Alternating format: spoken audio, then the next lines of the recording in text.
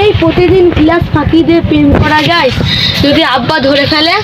আরে তোমরা ছেলেরা তো ভয় পাও কেন? আমাদেরই দেখো, আমরা বাপের মুখের ওপরে কথা বলি।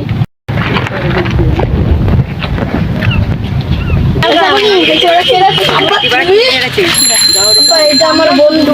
বন্ধু তুই বাড়ি আয়।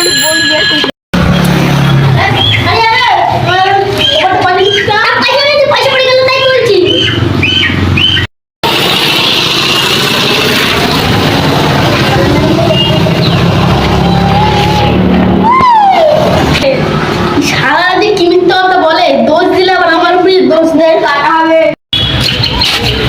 এই রকম ভাই, তুই কোথায় যাচ্ছিস? তুই কি না, তুই আরিফ না? তুই চিনতে পারছিস না? আমি তো আরিফই। তুই আমার বাড়ি থাকবি, তুই আরিফ প্রতীক নে। আমার সামনে আমার একটা ছেলে আমার মেয়ের সাথে পার্কে কথা বলছে, বাড়ি বলতে গেলেই বলছে তোমার চোখের দোষ, তুমি ডাক্তার দেখাও। তাই আমি ডাক্তার দেখাতেই যাচ্ছি। তোর ভাই চোখের দোষ না, তোর বাড়ির দোষ। অনেক টাকা এই ডিজিটাল যুগে এই একটা রোবট বেরিয়েছে, ওই রোবটটা কিনে নে, তাহলে তুই কথা বললে তাহলে ঠাস ঠাস করে চড়াবে।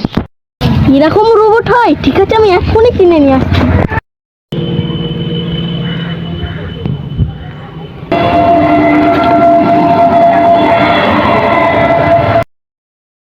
ভাই এটা মিথ্যা ধরা রোবট দাও তো।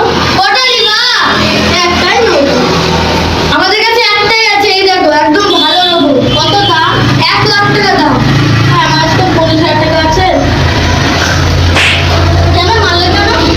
মিথ্যা ধরা রোবট। আপনি মিথ্যা কথা বললেন তাই মারলো, সত্যি কথা বললেন মারবে না। ও ঠিক আছে, এই নাও ভাই। ঠিক আছে, যাও। এই রোবট যাও।